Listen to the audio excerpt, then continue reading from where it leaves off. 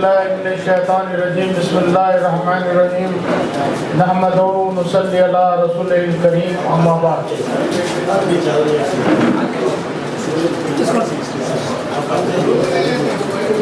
معزز صدر اجلاس ڈاکٹر چرنجیوی صاحب،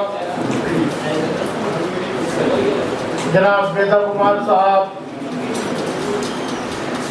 میرے محسن یہاں تشریف فرما ہیں، جناب منیر الدین مجاہد صاحب، جناب ساجد علی خان صاحب، ابرار غوری صاحب، ابھی آپ نے نصرت منیر الدین صاحب کو بھی سنا ہے. میں یہاں پر کوئی تقریر کرنے کی غرض سے حاضر نہیں ہوا. میں اس بات کو درج کرانے کے لیے میں آپ کے سامنے ہوں کہ میں ایک خراج عقیدت کے طور پر جناب ڈاکٹر چرنجیوی صاحب کو جو ہے خراج عقیدت پیش کرنے کے لیے میں یہاں پر حاضر ہوں. میرا یہ دعویٰ ہے، جیسے کہ آج کا ہمارا جو سبجیکٹ ہے اردو زبان کی تہذیب اور حفاظت، انشاءاللہ العظیم یہ اردو زبان کی تہذیب کی اور اس کی حفاظت ہوگی جب تک ڈاکٹر چرنجیوی صاحب، جناب کیپٹن پانڈو رنگا ریڈی صاحب جیسے مجاہد جو اردو کے لیے کام کرتے رہے. برادران عزیز، خدا نے آج تک اس قوم کی حالت تک نہیں بدلی جس قوم کو خود نہ ہو اپنے آپ کو بدلنے کا احساس. آج ذمہ داری ہے، ہم بہت ساری جو ہے شکایتیں جو ہے کرتے ہیں کہ ہماری زبان کو مٹانے کی کوشش کی گئی. آج یہ حقیقت ہے، جس وقت سے ہندوستان کا قیام عمل میں آیا 1947 کے بعد سے مسلسل طور پر جو ہے ایک سازش رچی گئی اور وہ سازش کے طور پر جو ہے اردو کا قتل کیا گیا. جیسے میرے پیشوا مقرر نے کہا کہ اس وقت کی پارلیمنٹ میں جب اس بات کا جو ہے انتخاب عمل میں لایا جا رہا تھا کہ ملک کی سرکاری زبان کیا ہونی چاہیے، تو پارلیمنٹ کے میں برابر طور پر جو ہے اردو کو بھی اتنے ہی ووٹ ملے، ہندی کو بھی اتنے ہی ووٹ ملے. بڑے بدبختی کی بات ہے، ڈاکٹر راجندر پرساد صاحب کا ووٹ اردو کا قتل کیا. لیکن آج ہمارے لیے ایک ایسی امید کی کرن نظر آتی ہے. میں جب ایسے مجاہد اردو جناب کیپٹن پانڈو رنگا ریڈی صاحب اور ڈاکٹر چرنجیوی صاحب کو دیکھتا ہوں تو یقیناً ہمارے حوصلے بلند ہوتے ہیں اور ہم یہ یقین کے ساتھ کہہ سکتے ہیں یہ سیکولر زبان برقرار رہے گی. کل میں موومنٹ فار سوشل جسٹس اور مسلم ویلفیئر کی طرف سے حیدرآباد سے قریب 20-25 کلومیٹر دور پر جنواڑے کے مقام پہ ہم ایک دورے پر گئے تھے. جب راستہ طے کر رہے تھے، کسی مقام کا پتہ جب دریافت کر رہے تھے، میری ماں مجھ سے ملتی ہے، میری غیر قوم کی برادران وطن.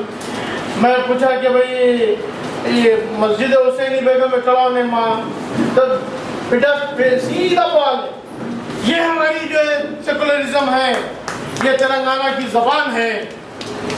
برادران عزیز، یقیناً جیسے کہ میرے محسن ڈاکٹر چرنجیوی صاحب نے کہا کہ ہمارے بچوں کو اگر تعلیم حاصل کرنی ہے تو اچھے سے اچھے میڈیم میں تعلیم دلانی چاہیے، لیکن ہماری ذمہ داری کو بھی ہم محسوس کرنا چاہیے کہ یہ ہماری سیکولر زبان کو کس طرح برقرار رکھیں اور اس کو کس طرح زندہ رکھیں.